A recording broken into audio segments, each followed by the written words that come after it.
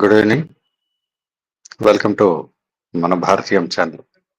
So I've been reading three, uh, finished three episodes of a book called The Sultana's Dream, which is a pure feminist book. So let us understand this will be the last episode in this. Let us try to understand what is Sultana's, the Rokeya Sakhawat Hossain's life, her introduction. Rokeya Sakhawat Hossain was born in 1880 in Pairaband, Pairaband, I think so, a small village in the district of Rangpur in the north of the present-day Bangladesh. At the time of her birth, a part of the colonial British province of Bengal Presidency. Her date of birth is uncertain, which is not surprising in a region which even today lacks a well-regulated system of registering births and deaths. Though some maintain that she was born on 9th of December 1880, citing her nephew as the source, this date is open to doubt. Of her parents, Rokeya says a little beyond. I never knew what a paternal love was. Her mother, Rahatunisa Sabera Chaudrani, remains a shadowy figure. She was the first of the four women her husband has married. One of her co-wives was said to have been a European. Rahatunisa gave birth to two sons and three daughters. Her rigid conformity to Parda observance was the only memory of her that Rokeya recorded. In the dedication to the secluded ones, the only book she dedicated to her mother, Rokeya's father, Zahiruddin Muhammad Abu Ali Saber, was an extravagant and extremely conservative zemindar, a large landholder, whose rambling estate was a stronghold of the traditional way of life. He was said to have learned seven languages: Arabic, Persian, Urdu, Pashto, English, and Hindi, and Bangla. His children seem to have inherited his linguistic aptitude. Unlike other upper class Muslim men of his time, he encouraged his sons to learn Arabic, Persian, and Urdu. The use of Bangla was frowned upon by many upper class Muslims because it was also the native tongue of non Muslims. Conscious of the growing prestige and advantages of a modern education could bestow on the young man, especially attractive was the prospect of joining the government service. However, he allowed his two sons Abul Asad Ibrahim Saber and Khalilur Rahman Abu Jaigam Saber to be taught Bangla and English at the first at the local school and then the elitist St. Xavier's College in Calcutta. Thus, they could meet influential persons who might facilitate their entry into the civil service. I think somebody has come, maybe Shiksharthi. Let us see how. Oh, hi, Shiksharthi. Oh, I think I've Hello, not sir. removed this. How are you? Yes, sir. Hello, sir. How are you, sir? I forgot to remove this intro banner Yeah, also. Good, you I came just eyes noticed, right. sir. No, it's just anyway, it's reading, so it doesn't matter whether I'm reading or you're reading or somebody else's face is not important. Of course, of course. So allow me to continue Yeah, this so you can yeah. also Please, take sir. care of it a little later. Yeah. Please do, sir. But where the but where the formal education of his daughters was concerned, he displayed indifference. This was not, as we today may hasten to assume, proof of any lack of parental love. The practice of the time was to teach Bengali Muslim girls of the upper classes only to recite the Quran, often without any explanation of the text, and in exceptional cases to read a few primers concerned mostly with the ideal feminine conduct and written in Urdu, the language of the Muslim elite in northern India. These girls were not usually encouraged to read and write in Bangla. Defying the custom and valuing their Bengali identity over the religious one, Rokeya and her gifted elder sister Karimunisa persisted in learning Bangla. Karimunisa used to squat in the inner courtyard of their house and draw the Bangla alphabet on the ground with a stick under the supervision of her younger brother, who was allowed to go to school and learn both Bangla and English. Once, when she was deeply engrossed in reading a Bangla Puthi, a popular tale written in verse, her father discovered her. She nearly fainted in fear. Her father, sensing her fear, did not forbid her outright to read Bangla books, The malicious criticism of relatives, however, soon put a stop to it. Karimunisa was sent by her father to live in close confinement at Baliadi, the estate of her maternal grandparents, and was married off before she was 15. Excuse me, sir. But Karimunisa, sorry, yeah, tell me, Sir, Satya. yeah, actually, I think all of this is was completed, sir. Mm-hmm. When? Yeah, in the previous episode we had completed this. I think we aren't. Where should we? We can, yeah, we can go to page number 60 Page number or 60 of the or PDF or what? 46. Yeah, of the PDF, sir. Page Okay. number 60 of the PDF. 46 is finished, or where should we start from? Can you start where we have Actually, to do it, and then I'll take up. yeah, actually, sir, there are 8 points. Uh, Ah, you can see. yes, I saw. Yeah. Yeah, those 8 points were finished, sir. Oh, these eight are finished, and then oh, we are And still in. then, I thought they have not finished this. Okay. yeah, 8 points were over, sir. We have, I think we have discussed back in the previous episode. Mm-hmm. Yeah, and Okay. from here we have to continue.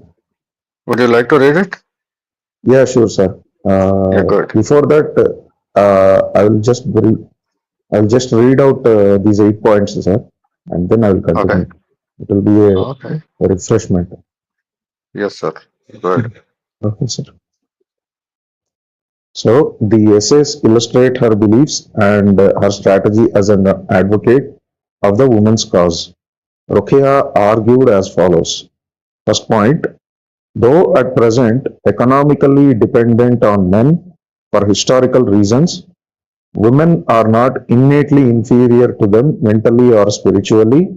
Given equal opportunity, they can easily prove themselves men's equal in mental and spiritual endowments.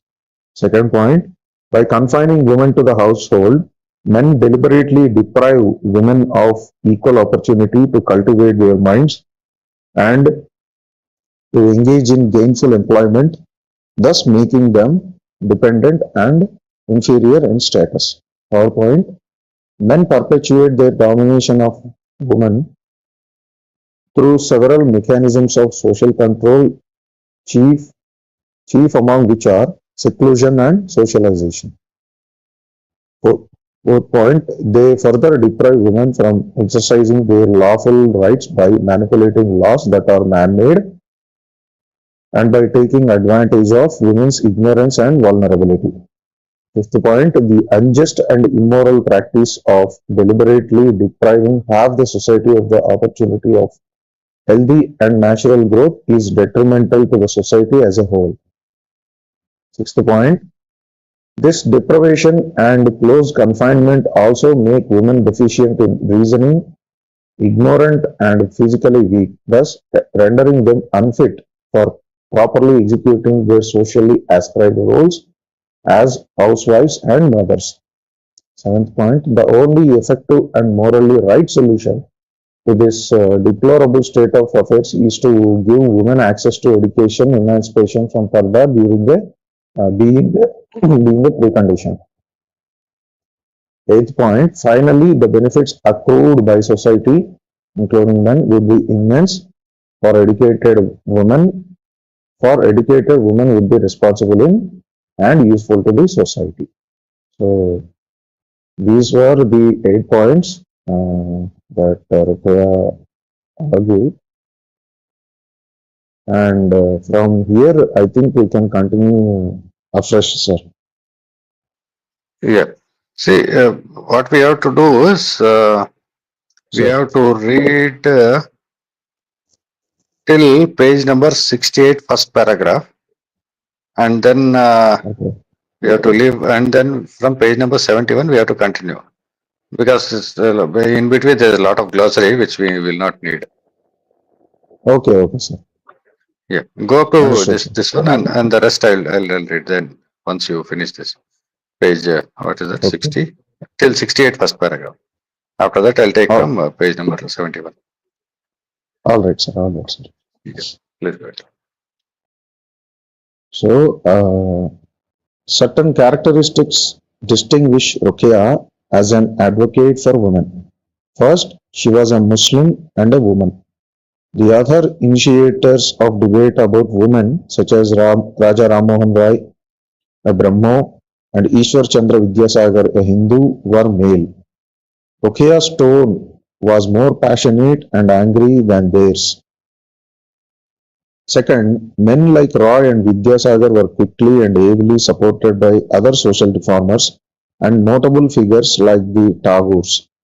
Indeed, women of the Tagore family soon joined the debate and set an example for other women. Rokeya had to struggle a long time before gaining support from influential people of her society. The last and most important difference between Rokeya and other advocates for women is that of all these reformers, Rokeya alone challenged the accepted notions of male superiority. Rokeya was aware that in order to establish her case, she would have to refute the counter arguments of the traditionalists and to make women themselves aware of the need for change. Angry though she often was, Rokeya rarely let herself get carried away by her emotions. Her rational bent of mind and uncommon measure of common sense showed her that women themselves must bear some responsibility for consenting to the victimized and oppressed in the silence. Rokeya knew that the fundamentalists rested their case for innate male superiority on the belief in divine ordination, the evidence for which was to be found in religious texts. For example, in the story of creation in the Semitic, Judeo-Christian, Islamic religious texts, and in the scriptures of Manu for male guardianship of women in Hindu texts.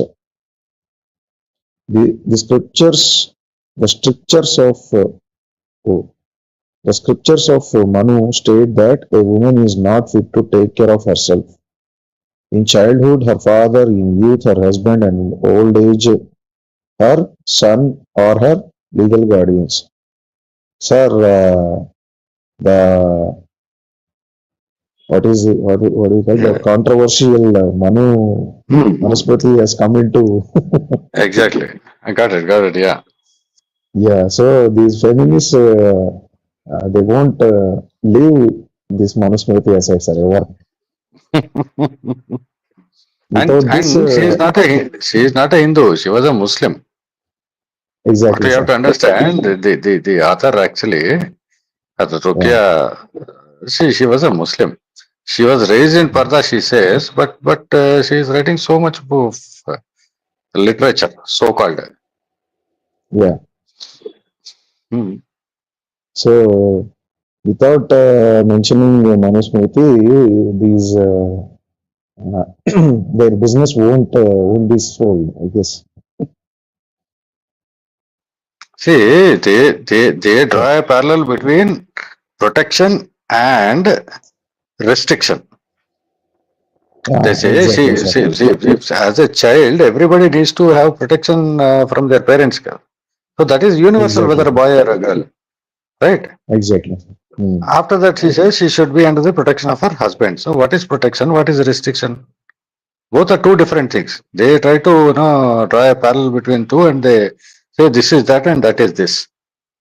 They will not even Hmm. tell you what how they were restricted, what they are supposed to do, what they are not supposed to do. There are certain societal norms which have been followed those days. For maybe some reason we don't know, or we can discuss it later. But these people, Yes, they yes. tune it in a totally different way. They spin it in a different way. So that's how this works. Yeah, good, Exactly, good. sir. We'll discuss later anyway. We'll do Sure, a section sure, on sir. feminism later. So Oh, okay, okay, sir. So, uh, on the improbability of divine ordination, Rokeya wrote, referring to the Islamic legal stand of recognizing two women as equivalent to one man. Had God Himself intended women to be inferior, He would have Yeah, this ordained is correct. so Actually, in Islam, the yeah, Muhammad himself, he says, uh, to the witness of two women is equivalent to the witness of one man. This I've heard. yes, sir. Yes, sir. Yes, sir. I too have heard it, sir. And this comes as an evidence. Had God Himself intended women to be inferior, He would have ordained it so that mothers would have given birth to daughters. Mm, yeah. Had God Himself intended women to be inferior, He would have ordained it so that mothers would have given birth to daughters at the end of the fifth month of pregnancy. The supply of mother's milk would naturally have been half of that in case of a son. But that is not the case. How can it be? Is not God just and most merciful? She concluded that men are using religion as an excuse to dominate us at present. Therefore, we should not submit quietly to such oppression in the name of religion. This required great courage of Ruqaya's part, for she was questioning a legal position based on the text of the Quran itself. While Muslim scholars and jurists do not hesitate to debate the Hadith, the body of traditions based on sayings or actions of the Prophet and his companions, few Muslims dared to challenge the revealed text of Quran, which they are expected to accept unconditionally. The traditionalist reluctance to educate women was voiced thus: men have to go to school, learn English, and get a degree because they have to get jobs in order to support their families. A woman who is going to stay home, look after a woman who is going to stay home, look after the household, and be economically dependent on a man would find education irrelevant. Rokeya had very different ideas of what the nature and purpose of education were. According to her, education was the development of the God-given faculties by regular exercise of these faculties. Merely passing an examination and getting a degree does not constitute real education, in our opinion. The point of education is not to get a job. The ultimate purpose of education for human beings, regardless of sex, is self-realization, the fullest development of their potential as human beings. That is why women have as much right as men to education. What would this education do for women? According to Rukia, a proper education would teach them to acquire knowledge in the different branches of science and arts. They would learn to love their country. It would include physical education so that they are not frail. Special emphasis would be laid on that training which would enable them to be financially independent of men. She repeatedly emphasized the need to teach women chemistry, botany, horticulture, personal hygiene, healthcare, nutrition, physical education, gymnastics and painting and other fine arts. Of all the Bengali reformers, she seems to have been the only one who clearly understood that economic independence is the first prerequisite of women's liberation. She wrote, some say that women tolerate oppression from men because they depend on men's earning. They are right. She proposed that women start working. If our liberation from male domination depends on our ability to earn independently, then we should begin. So, understand where all these seeds have been sown, sir. We should be lawyers, magistrates, judges, clerks. The sort of labor we put in our households can bring us wages if we use it outside. And she extended her attention beyond the range of these obviously middle class jobs, writing that in addition to these jobs, we should consider the opportunities offered by agriculture. Rokia knew that to be liberated, a woman must come out of seclusion. But she also knew that coming out of seclusion did not mean that liberation would necessarily follow. She saw that a woman might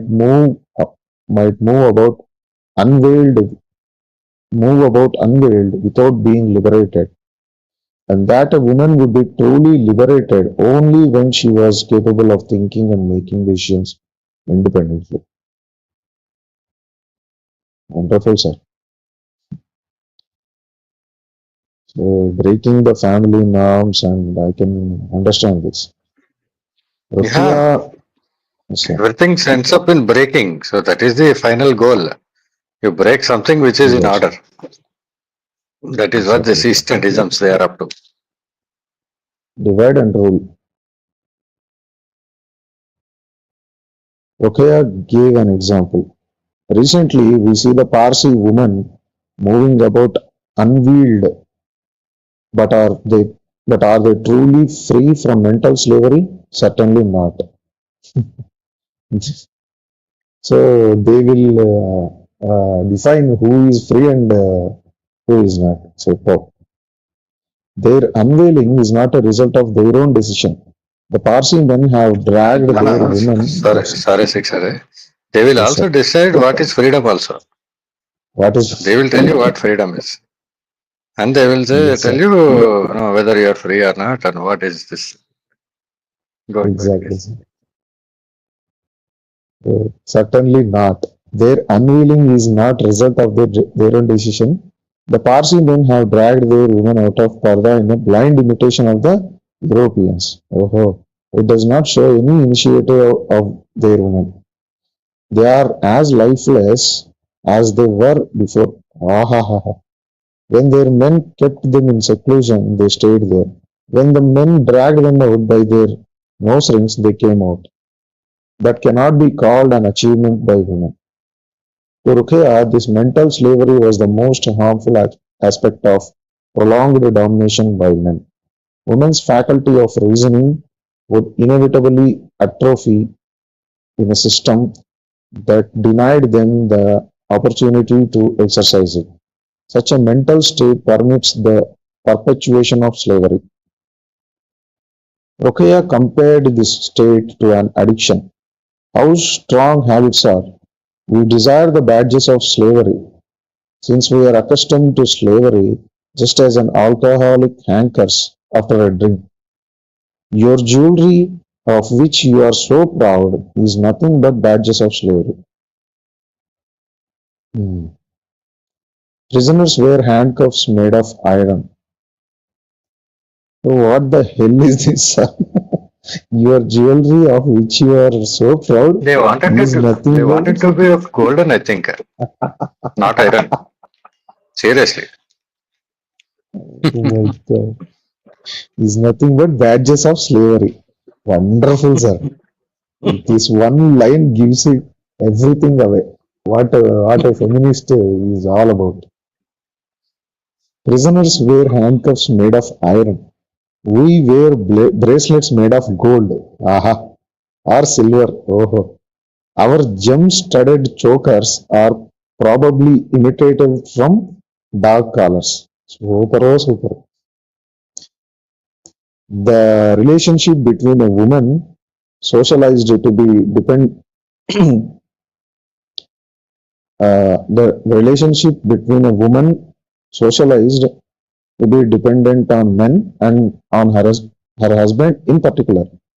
Rokeya content is bound to be that of master and slave, no matter what flattering terms men used to denote it. She reminded her readers that the Bengali term for husband, Swami, literally means master. They She elaborated her point by referring to Rama and Sita, the couple extolled as ideal in the Hindu epic Ramayana. Rama's relationship with Sita is exactly that of a boy and his favorite doll. A boy may be terribly fond of his toy. He may miss it awfully when he is away from it. If it is stolen, he may be mad at the stealer. He may be overjoyed when he gets it back. Yet he may throw it in the mud the next moment for no good reason at all. But the doll does not do anything, for it is lifeless. In the Ramayana, Rama acts in a similar fashion and demonstrates fully his status as Sita's Swami. But what about Sita? Did Rama ever act in a way which showed that Sita also has feelings? A small Parsi community in South Asia is descended from Persian Zoroastrians who migrated in India many centuries ago. They retain their distinctive religion, live mainly in Western India, and tend to marry within the group. Parsis were among the first to work with the British during colonial times to accept English education and to allow women to wear Western dress. So she also has touched Ramayana. Wonderful. Rokeya was convinced that only a truly educated and liberated woman deserves to be an equal partner of her husband. Oh, Sahacharudu. Super. Not Sahadharmacharudu. It's just Sahacharudu. She compared a household. She compared a household where such a relationship exists with a well-sprung carriage, its wheels, husband and wife, running smoothly at a well-coordinated pace, neither one advancing ahead of the other. Certainly, this is an infinitely better image than that presented by the majority of couples of the time, who exhibited an enormous cultural and educational gap and lack of communication. She transposed the intellectual image to be a physical one and made fun of it. Dear reader, take a look at yourself in the mirror. Your right side is the male half and the left side is female. Your right arm is 30 inches long and quite strong. Your left arm is 24 inches long and thin. The right shoulder reaches to 5 feet while the left shoulder reaches up to only 4 feet. How do you like the image you present? Rokeya reserved the argument most likely to convince opponents of women's education for the last salvo, showing how necessary formal education is for the smooth and efficient running of a modern household. To keep pace with the demands of changing times, a good housewife needed to know so much more than what was taught her. A few pages of Urdu primer, very simple arithmetic, and 500 recipes for preserves and pickles, but nothing about nutrition, diet, nursing, or child psychology, not to mention other subjects. So, after understanding all these, so today we are still we have still undernourished people. Wonderful. What actually say the body modern sense. Education is the first prerequisite for motherhood because a mother is the first and the most important teacher and trainer of a child. This was a familiar argument used by the non-Muslim Bengali reformers before Rukia. It was an argument that even the traditionalists found hard to refute. Luckily for Rukia's conscience, she sincerely believed in the significance of the early environment in in molding human character and in the central role a mother plays in that setting. Consequently, she was able to put her conviction behind the argument. Rokeya anticipated the likelihood of the proponents of orthodoxy considering her a radical. She certainly wrote like one. However, she opposed extreme measures. In fact, she was against the excesses of seclusion which obstructed women's education and development as human beings, but was not against the principles of Parda, which were concerned with modesty and decorum. She argued veiling is not natural, it is ethical, Animals have no veils. Rokeya pointed out that veiling, in the sense of protecting oneself from public exposure, was present in all civilized societies.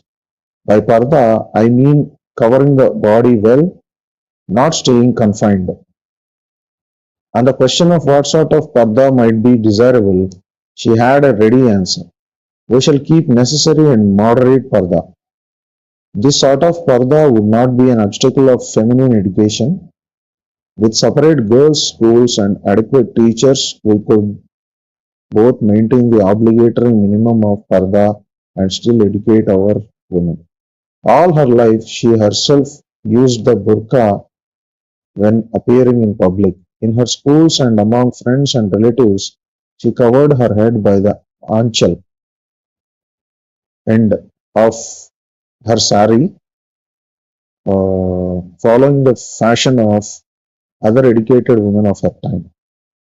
Rather anticlimactic, slightly contradictory?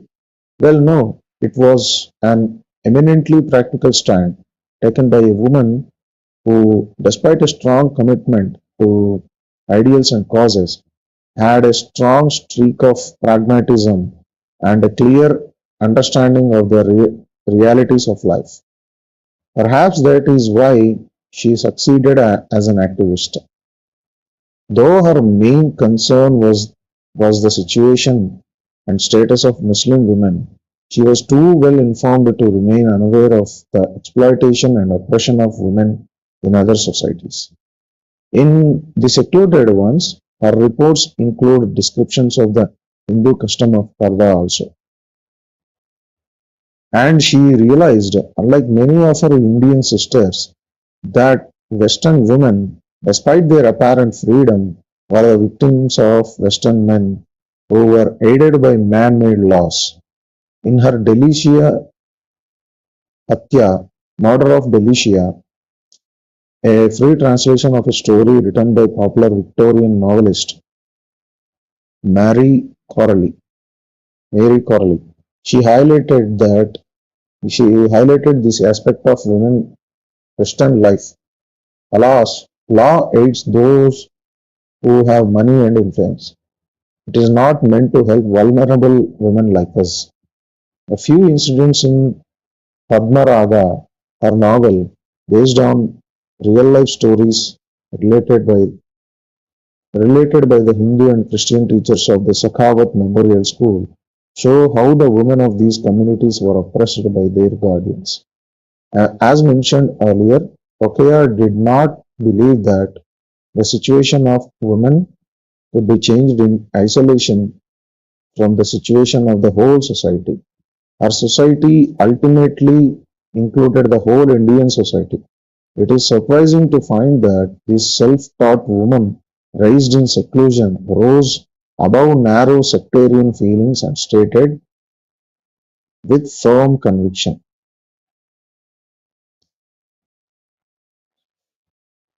So this self-taught woman, she says, but she was taught by her brother, and woman raised in seclusion, they say, but she was not as secluded as other Muslim women because her husband was a civil servant and Her she husband was a ICS officer, you know. exactly, sir, Mm. civil servant, ICS officer, and she And was he has actually encouraged her to do all this. do all Seriously. this exactly, Uh, exactly, sir. and And and she also, claims there's a lot of issue with the feminism and this, that, and all, parda and all. See, exactly, exactly, sir. she enjoyed all that In her own book, in her own book, in where her my own words. yes, exactly, sir. So this is the dogma of feminism. 100%, sir. So I'll continue, sir. Yeah, good. Mm, yeah. It is surprising to find that this self-taught woman raised in seclusion rose above narrow sectarian feelings and stated with firm conviction, remember, we are Indians first, Hindu, Muslim, Sikh afterwards. It is the duty of every good housewife to make her family members aware of this. Surprising because after the establishment of the Muslim League in 1906 to protect and promote the legal and political rights of Muslims, Muslim political allegiance gradually moved from secular interests to sectarian ones. During her lifetime, there were terrible Hindu-Muslim riots, and in 1930, Iqbal, the well-known Muslim poet who wrote in Urdu, proposed the establishment of a separate Muslim state. Rokeya does not seem to have been committed to this separatism, but this is certainly not any indication of a lack of interest in political issues, as she had very strong political opinions. In fact, such a conscious and aware citizen could hardly have avoided feeling oppressed under colonial rule. In a letter congratulating the editor of the English daily, The Mussalman, on the eve of its 20th anniversary, she wrote in English, anybody who has some experience of public work knows very well how difficult it is to serve one's country, especially when the interests of the people clash with those of their governments. Rokeya's own clash with the vested interest in her male-dominated society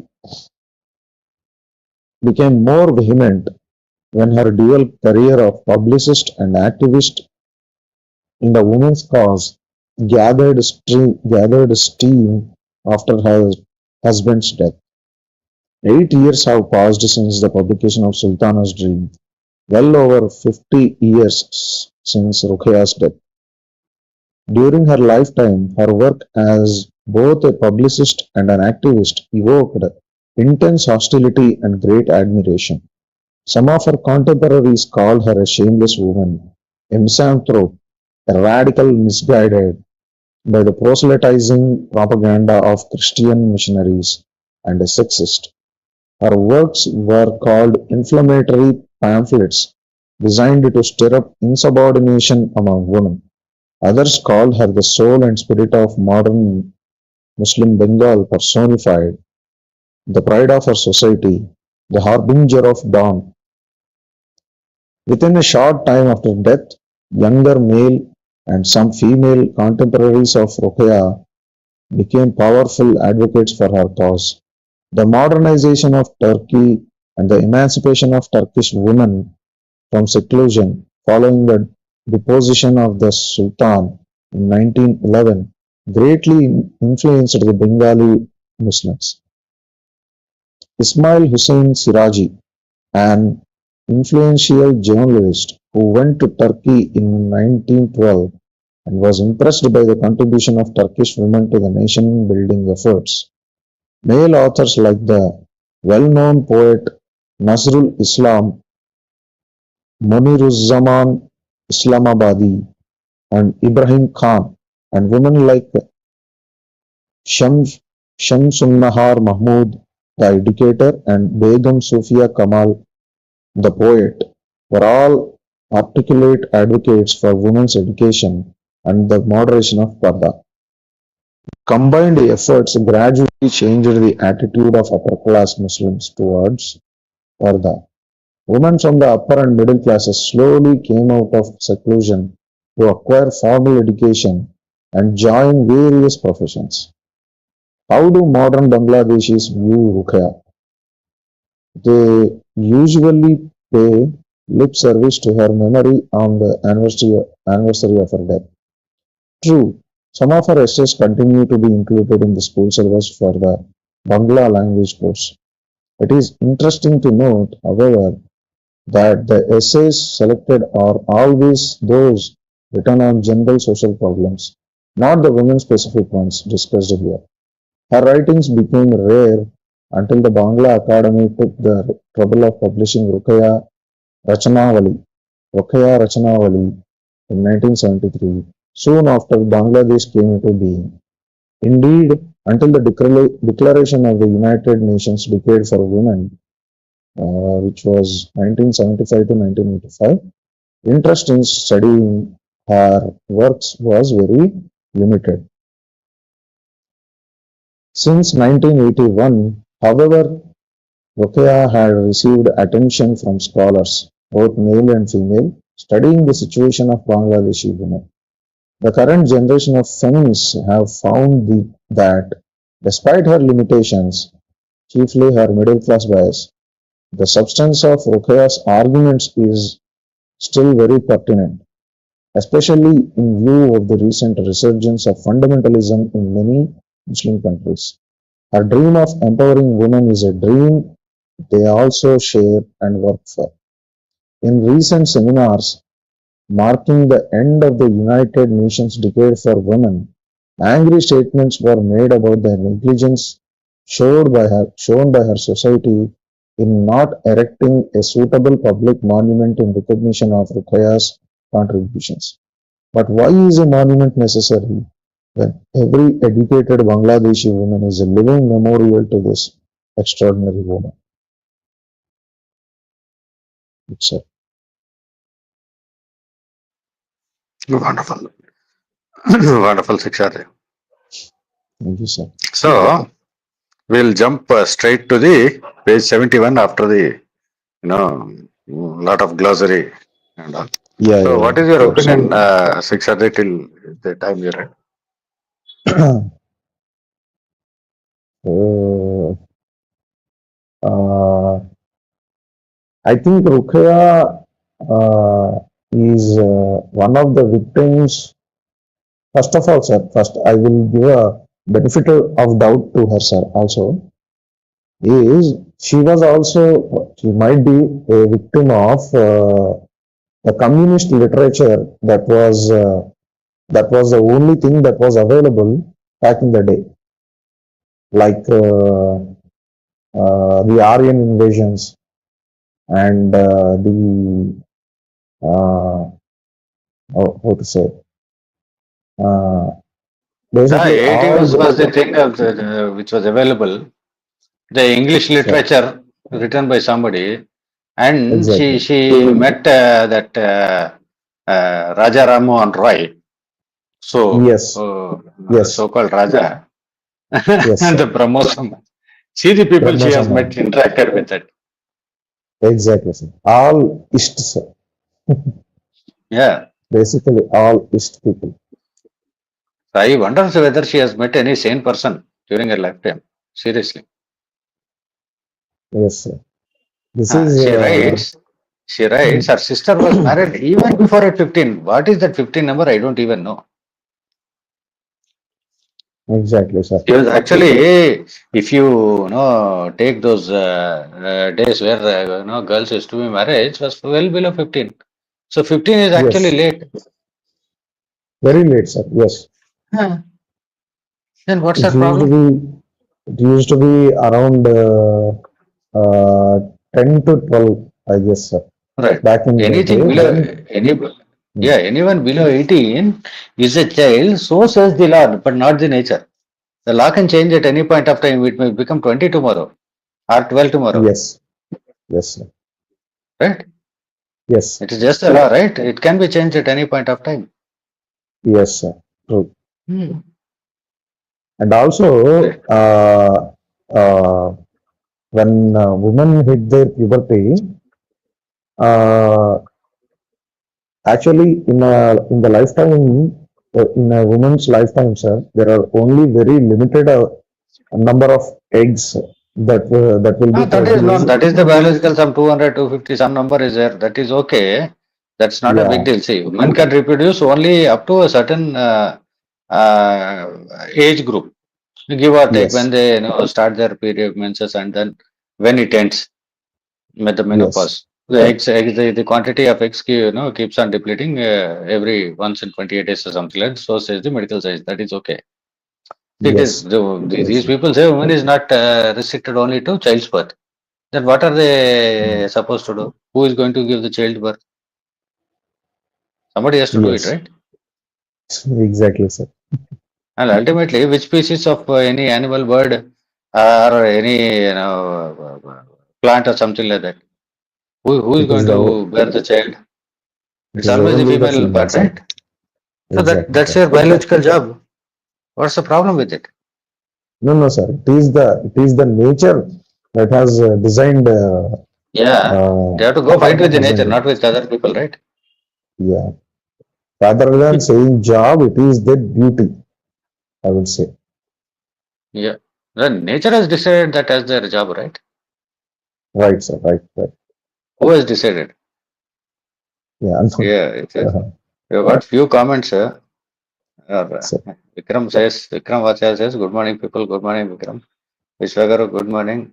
Vishwagaru, good morning. And biological class, yeah, more or less, we came there. Yes, welcome to the zoological class. Yes. Good, good. Go ahead, Shiksha. that's it, sir. So that's what I felt, sir. And then after getting influenced by this communist literature, uh, she has gotten what do you say her independent or individualistic thought of mindset, and she goes against all that norms which were already present in the society, and without understanding what she is breaking, she has continued to break anyway, and she has danced it to the tunes of someone else, or maybe it is intentional. We don't know the background. I'm just saying it according to the books. She might be a tool in someone else's hand, or she might she made herself a tool. Either way, it is my assessment, sir. Wonderful. Up till now. So, going ahead in this book, I think we'll finish this book today, give or take. We have Oh, an afterword of this book, Caging the Lion, a fable for our time. This afterword is written by Hannah Papanek. Hannah Papanek was born as Hannah Kaiser, who changed her name to Hannah Kaiser Papanek. So adopted her husband's last name. She is a German-born American feminist scholar. She has done anthropological studies of women's life in Pakistan in 1950s and in Indonesia in the 1970s. mm. Hmm. Sir, one more thing, sir. I have noticed in this book that decade of women, the so-called United Nations proposal, 1975 to 1985, it said the decade Hmm. of women. So I think the word feminist or feminism has arrived, I think, in that period, sir. Hmm. Probably 1960s or early 1970s. Ah. So what I understand is the at that time of arrival of this word feminist and so-called feminism, all the business uh, related to women's goods have boosted enormously, sir, around that period. Hmm. If you see in the western part of the world, uh, breakage of the families has was even more in that period. And what I'm trying to get here is the idea of feminism was a great what was a great business idea, sir, back in the day, to sell all the, because women are as everybody know, they do great shopping. right, sir? So they go Exactly. and buy many goods. Yes, it is a great business idea. The feminism, yeah, the idea of feminism is was advertised and encouraged during that period to sell their goods. This is my inference. Wonderful. This female called Papanek, she's no more anyway. Yeah, yeah. She has a PhD in social relations from Harvard University. Actually, no, this Papanek was born in Berlin, in Germany, and then they were Jewish. So, father was a Latvian. The family fled Germany because of this Mm, Hitler. This thing. First, they moved to Czechoslovakia, and then which became Czech Republic, and then to France, and then to US in 1940. All right. mhm. She got a Right, sir. PhD in social reforms from Harvard University. She was a trailing spouse. Do you know what trailing spouse is? Trailing spouse. No, sir. Yeah. Trailing spouse is the life partner of a person whose job entails a moving from place to place. Basically, the transferable job, right? Oh, She okay. traveled with her husband. So she did what as a dutiful wife or whatever it is. Okay, she went. Then she Mm, taught at teaching and research positions at Harvard, Boston, University of California, Berkeley, and then University of Indonesia. Right. Having did everything, she says she is a feminist, and she did lot of work on feminism by writing a lot of these things. Okay, so first is the afterword for this book, which we'll read now.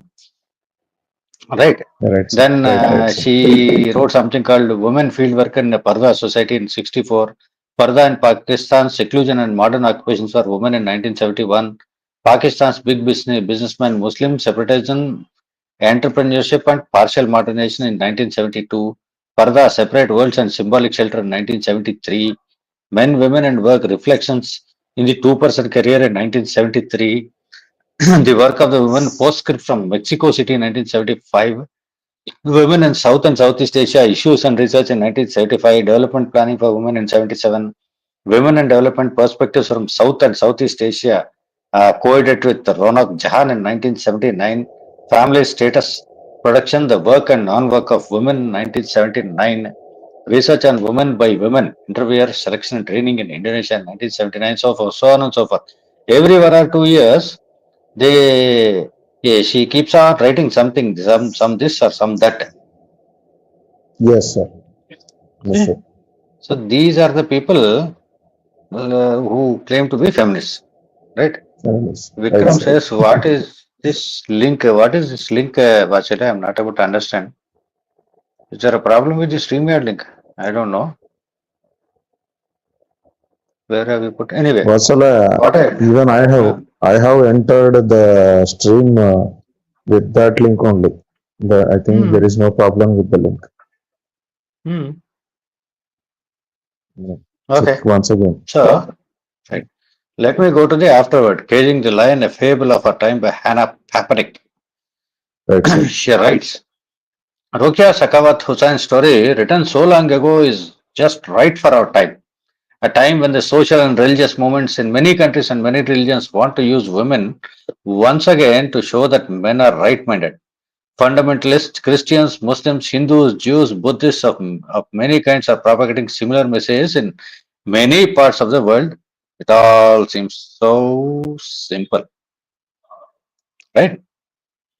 She writes, there is something wrong in the world, and one way to fix it is to put women in their place, a place where most women would not choose for themselves.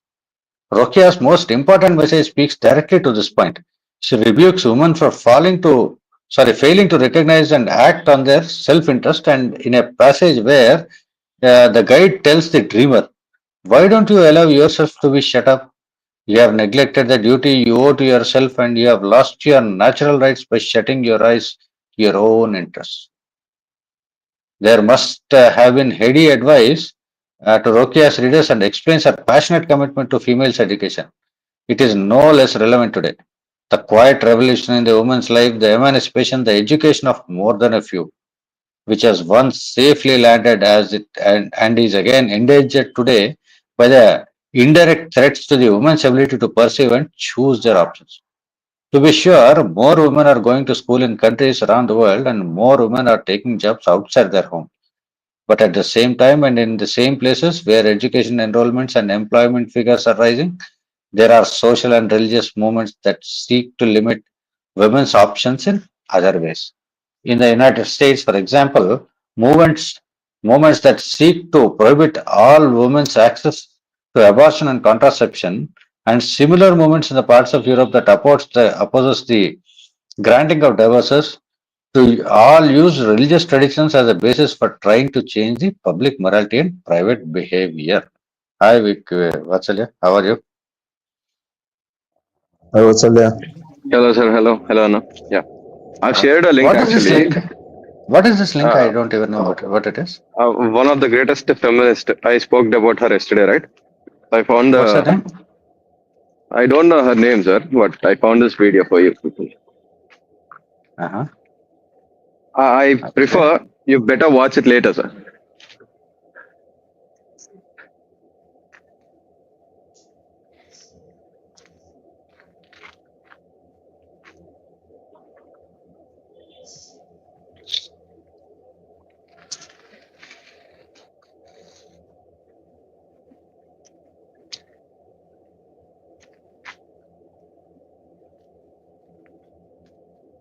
Yeah, I watched this earlier also. This is about that female who says even dog can give birth to a human or something like that, right? Dog Yeah. sperm can. Take it, take it Mm-mm-mm. easy. Yeah. I spoke about it yesterday, right? So I found the link today. I've just shared it. Yeah, very funny. Actually, very funny. Seriously, seriously funny people around the and help. Actually, people were speaking like, I mean, my bro is giving like a biological class, right? So I would like to produce a share link over here. Yeah. Shiksha, where were you? When were you giving a bio class? No, The sir. best students are me, Vishwa Garu, and SK Garu waiting for your lecture actually. When I referred I want to. to, sir, when Yeah. I referred to the women's biology of their menstrual cycle, that's what Vatsala is meaning, I guess. Probably, yes. I don't remember the context actually, but I just followed the words actually. Yes. Yeah. Hi, Black Tiger Sir, Garu. Vishwa sir Garu want wants to get to get a PhD. in YouTube studies from Kailasa University. I Oh, have a different perspective. I want a PhD in something else. We'll discuss in private. It's not to be, you know, yeah, yeah. said in public. More interesting one. So we have a long way to go, sir. Mm-hmm. Okay, let me do the reading. Let me finish this up as Yeah, quick as possible. Mhm. There must have yes. been a heady advice to Rokeya's readers and explains her passionate commitment to female education. It is no less relevant today. The quiet revolution in women's life, the emancipation and education of more than a few, which was once safely launched and is again endangered today by indirect threats to the women's ability to perceive and choose their options. To be sure, more women are going to school in countries around the world and more women are taking jobs outside the home. But at that same time and in the same place whose educational enrollments and employment figures are rising, there are social and religious movements that seek to limit the women's options in other ways. Okay. Rokeya's specific concern was the practice of parda among the Muslims of Bengal. In this essay, I take somewhat broader view. It is not easy to define parda. A word is a kind of shorthand for practices that might include, depending on choices made by the families, veiling the face, wearing a concealing cloak, living in secluded quarters, and never meeting men outside the family. Oh, wonderful. This is also is required. Yeah, meeting men outside family. Yes, definitely. Hello, sir. Vishwagaru. Sir, good afternoon, Hello, sir. sir. Very Hello, good. sir. I'm very good evening, sir. Good evening, good afternoon, Yeah. good morning, Vikram. Apparently, it's morning wherever you are. So, Yeah, it's almost morning for us technically. Probably the YouTube just started right now, so I gave a good morning, right?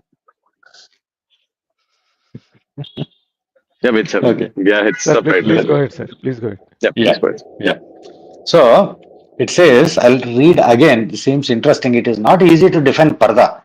The word is a kind of shorthand for practices that might include, depending on choices made by the families, veiling the face, wearing a concealing cloak, living in secluded quarters, and never meeting men outside the family. It is making a comeback. Veiling is being revived in a number of countries, and some women are carefully limiting the contacts with men. Even where veiling has not been widely revived, other changes in women's dress, like long skirts, long sleeves, head coverings, signal a change in disbelief and practice. Seen from a global and historical perspective, the rejection of parda and its recent partial revival present a striking paradox. Both rejection and revival are founded on the ideas of national identity and stress the central importance of women in this symbolism and nationhood. Both show how events that seem unrelated to personal life, large changes in economic, political, and social structures uh, at the level of nation state are reflected in the dramatic changes in self perception and public presentation of the self. Sir Vishagar, would you like to say anything about this? Or want me to continue? You want to Sir, please continue. give your thought I later? don't want to say much yet. I'm just trying to understand her, where she is coming from. Yeah. Okay. I got where you're coming from. Okay. Okay, let me go ahead. In the first half of the century, the emancipation of women and the rejection of veiling were closely related to national movements for independence from the colonial rule. Leaders of the nationalist movements often encouraged women to join and to appear more freely in public, even if they had not been in seclusion, and the only custom or modesty had prevented their participation. Among Indian Muslims, for example, women's participation in the nationalist movement, not only as followers but also as leaders, was paralleled by their gradual emergence from the Parza. The modernized, educated elite in the former colonies, which included Muslims, Hindus, Christians, were also interested in convincing rulers that they were ready to govern their own countries. Releasing women from seclusion, if that had been the practice, was a part of the process of demonstrating their modernity and often reflected a desire to emulate the colonial rulers in order to become equally strong. In the second half of the 20th century, well, after most nations had achieved independence from the colonial rule in the 1940s and 50s, a revival of wheeling and the introduction or reintroduction of modest dress are taking place in many Asian and African countries, particularly those with large Muslim populations. Among Muslims, these changes are occurring in the context of great religious tradition. They are a part of the new nationalism, a reaffirmation of national identity in the idiom of revitalized Islam, a rejection of values perceived as Western and alien to the nation's need. Changes in the public demeanor of women are important signals of conformity to these new ideas. Seriously, changes in the public demeanor of women are the important signals of conformity to these new ideals. Equally important, they are convenient ways of communicating them to a wider audience. Seriously, your body is a showcase, huh? Okay, fine. Anyway, but these changes are more than superficial. Many women show a renewed interest in the religious activities and sometimes break the new ground by participating in activities such as religious studies, in which few women have been openly active in the past. So, what is your problem in it? I don't know. Movements that encourage the revival of Parda in Muslim populations also have a direct counterpart in the other parts of the world. They involve other great religious traditions, including Christianity, Hinduism, and Judaism. In the United States and in the parts of Europe, for example, movements that seek to prohibit access to abortion, contraception. Why are abortion and contraception so important to these people, for this female? I don't even understand. Such stress she is giving to abortion and contraception, especially. And divorce, the third one. Use religious traditions as a basis for trying to achieve changes in the public morality and private behavior. So, one of the feminists' demand is to have abortion, contraception, and divorce. Three most important. Very fun, wonderful. These movements usually seek to impose their own ideology of womanhood on a broader public, just as do many movements that encourage the revival of Pada. These parallels cannot be overlooked for they are global in scope and meaning. The sexual and reproductive powers of women are central to the efforts of these new movements, regardless of their religious or ideological context. The connection is obvious in the case of movements to limit contraception and abortion. Abba, abba, abba. It is more indirect in case of Parda, but fears of sexual freedom and moral chaos are generally a part of the appeal made by the proponents of Parda.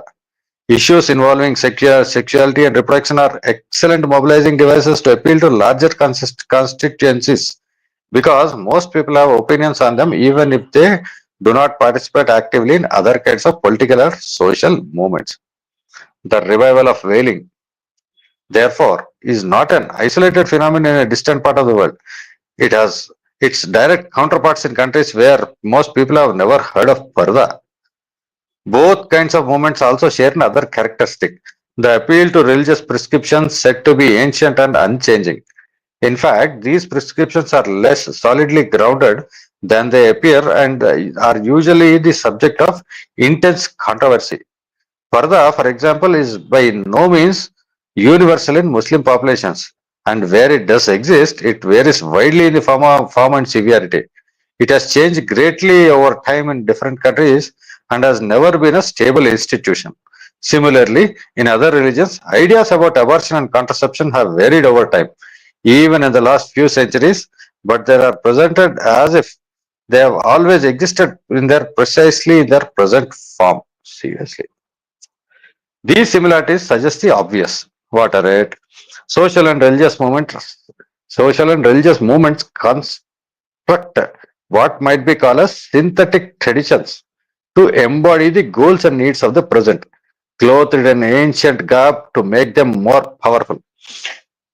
They are obviously uh, open to challenge, but especially in case of synthetic traditions that directly affect women, challenges have been often been slow in coming. One particular issue that complicates the development of challenges to a new synthetic traditions involving women presents to serious difficulties. Running like a common thread through the ideas of movements to revive whaling and limit reproductive rights is the idea of women's special status, quote unquote. This idea shows women as a very different from men as closer to nature, quote unquote, better equipped than men to be quote unquote carriers of tradition and therefore indispensable to family life in a quote unquote special role. Religious rituals Sir, often wait, sir, sir, reinforce sir, this sir, sir. specialization. Yes, Wait. yes, yes, sir. Yes, sir. So this is Yep. the synthetic. This is the synthetic. What she calls a synthetic tradition. Yes. So all this, the special status, close to nature, carriers of tradition, special role. These are all synthesized. They are not naturally occurring phenomena. Yes, sir. Says Her Yes, Highness. sir. What's her Yes. name? Rokeya. Hara Papanek. Hannah Papana. Yeah. Yeah. Mm. Okay. Please go ahead, sir. Please go ahead.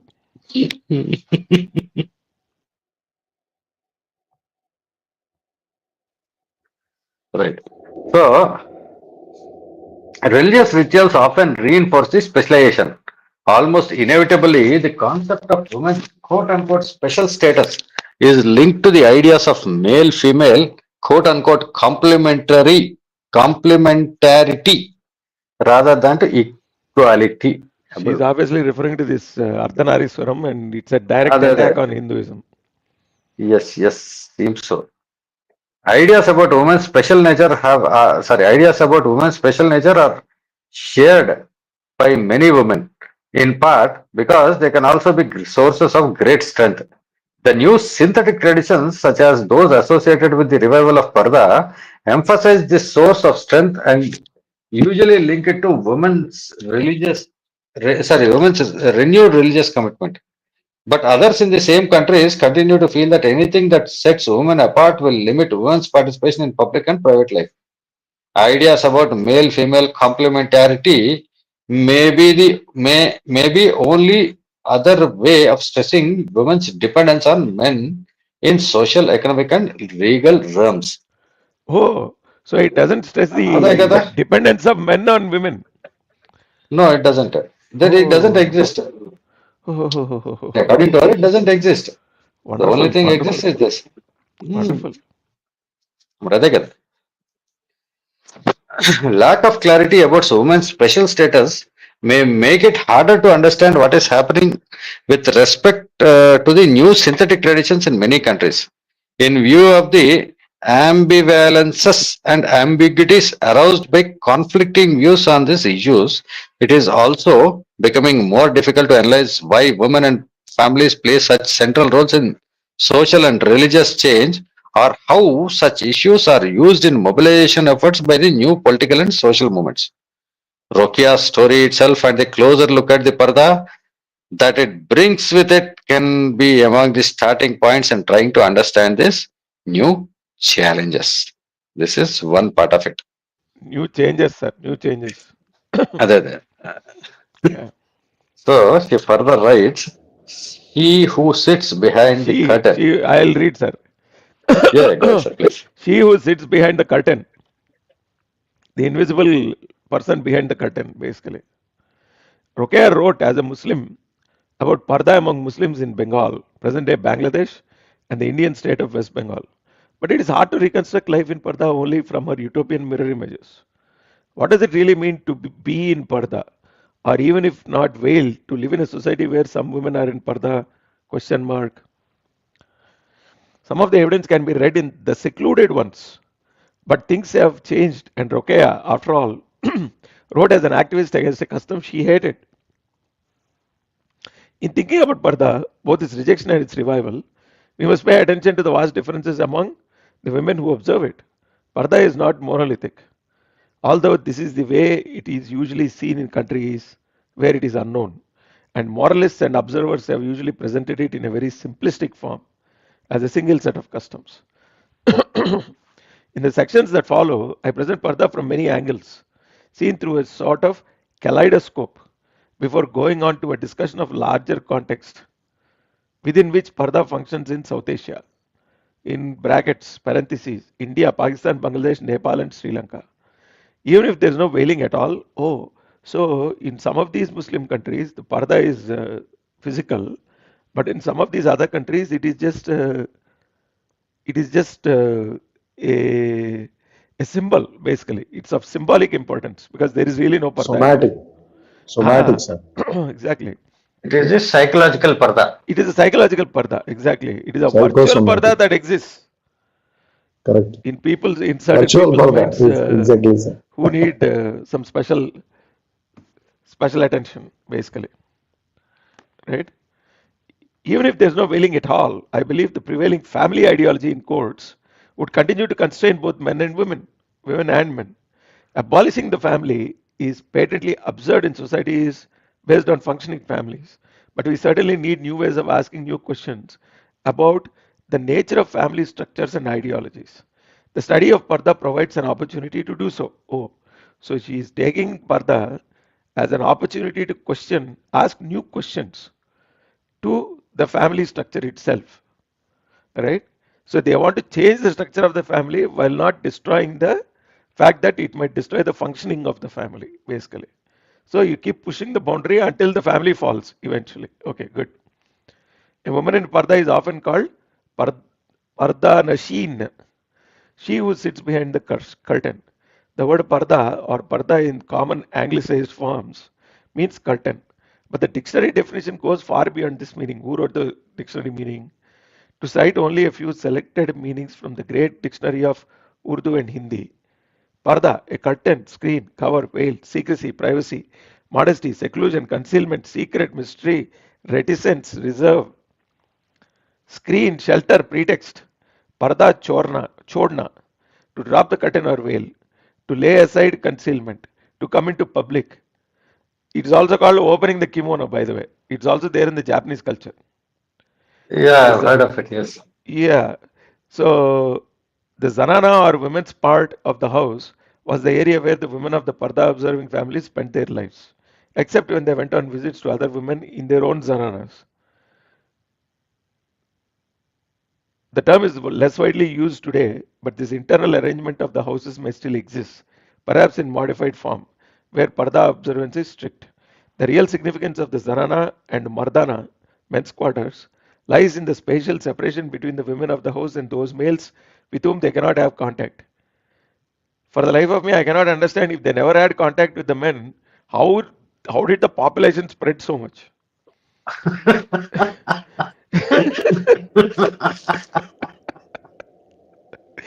They must have something secretly that they had that nobody else did. The forms of Yeah, Parda is just like Sir, and I'm this is getting where visions. utter nonsense. I'm, I'm this getting this is visions of where very absurd visions. no, this is the country where a lot of eunuchs were also present, especially the Chinese part and the Central African part. Yeah, So many exactly. eunuchs were Hmm. made. I don't know why. Well, to obviously those are only in the king's quarters, I guess. Sure. No, Right? I Yes, think yes, sir. Queen's quarters are also there. It seems. No, no, kings I being heard. among royalty, basically. Among the royalty, yes. Yeah, yeah.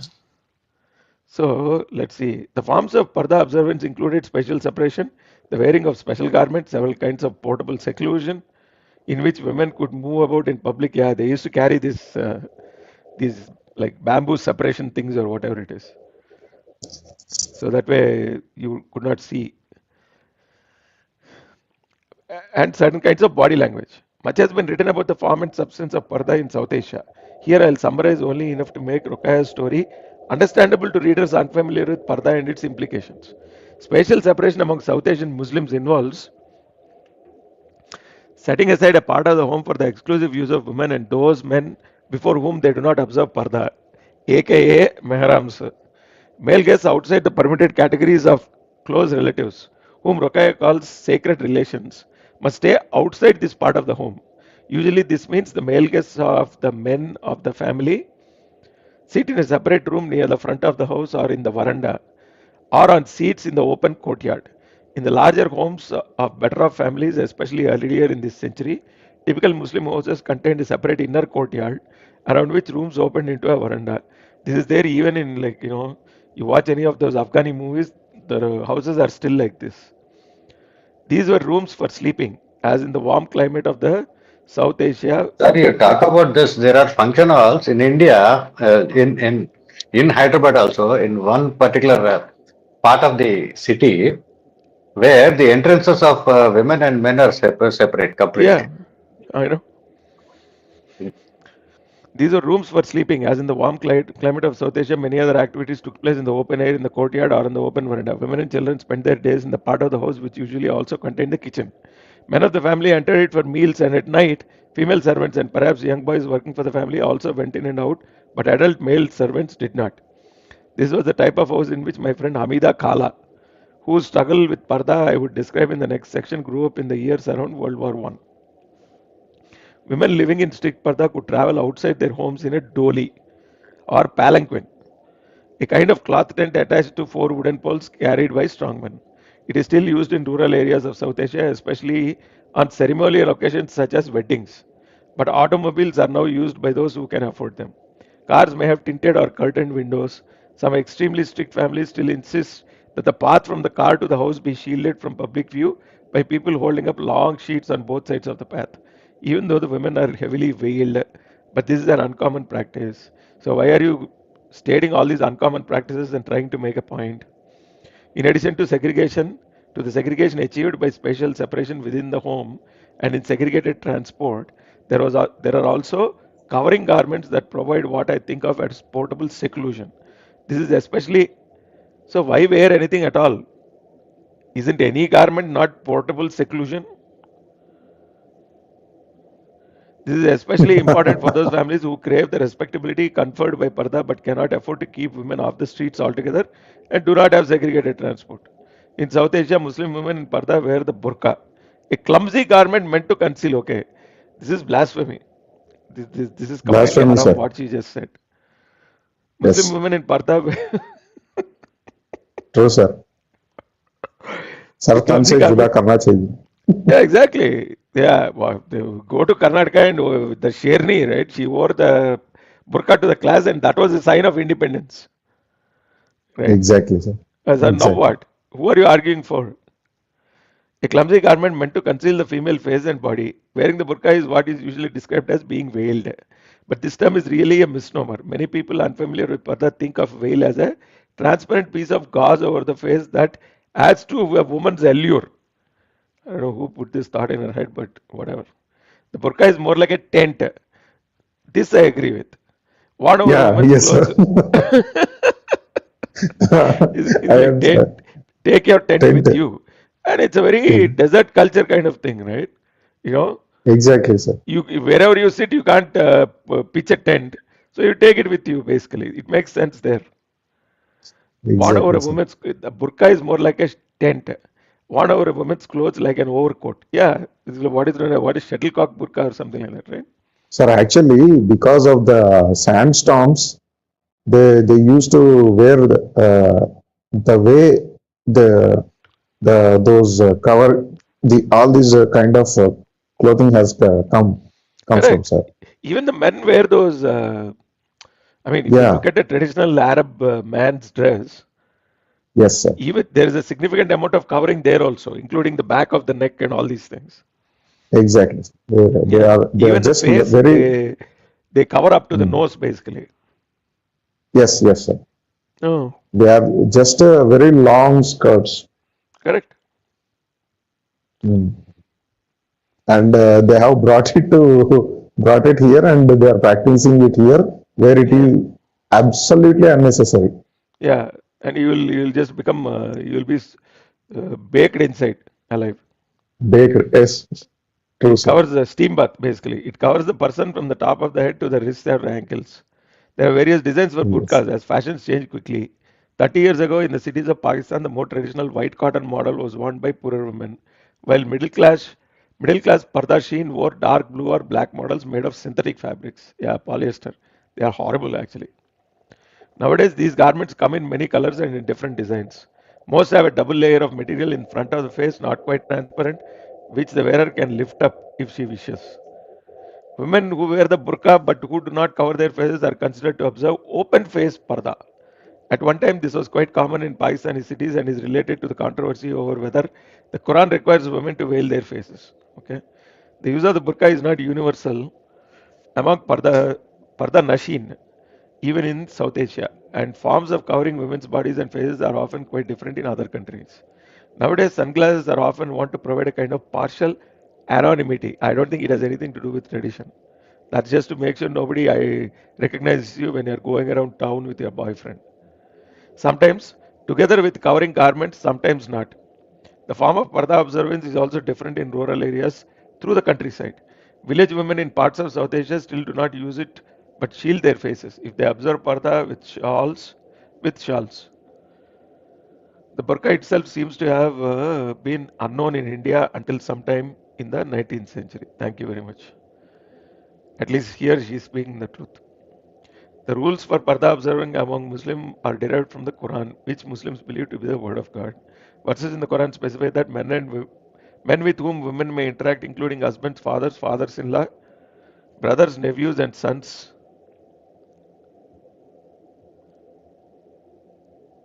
Okay, so they specify who the mahrams are. Basically, these are the members of the extended kin group, and these rules essentially set up boundaries between the family and the rest of the society. The implementation of the rules of parda elaborated in the commentaries on Quran, also known as the Hadith, has been the subject of debate among Muslims for centuries, and this debate continues today.